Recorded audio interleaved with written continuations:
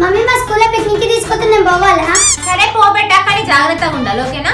వా మమ్మీ వా, నేను స్కూల్ ఉన్నప్పుడు పిక్నిక్ కి పోవాలా అని అడిగితే ముఖం మీద వద్దని చెప్తుండే. అంటే ఆమె అడిగితే ఒక్క నిమిషం ఆలోచించకుండా పోబెట్టా అంటున్నావు కదా. నీ కులుబోద్దాలు ఎప్పుడు ఇచ్చా కులుకుంటున్నా అంట వచ్చి.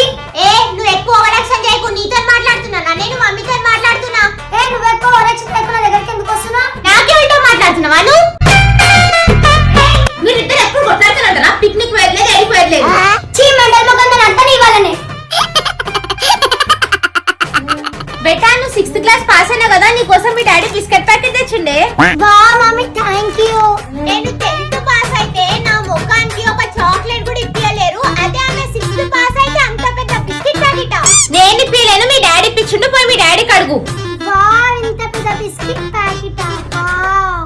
ఎక్కువ ఓవరాక్షన్ చేయకు, నీ దగ్గరనే బిస్కెట్ ప్యాకెట్ ఉన్నట్టు.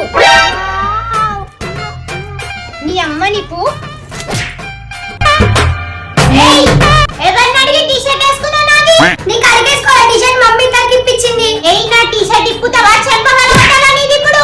ఇప్పుడు ఏం చేసుకుంటూ వేసుకోపో. ఎందుకు కొట్లాడుతున్నా? నేను ఇప్పుడు అలా వచ్చినాను, ఇద్దరిని కొడతా చూడు. నీకు మీరు ఎందుకు కొట్లాడుతారు?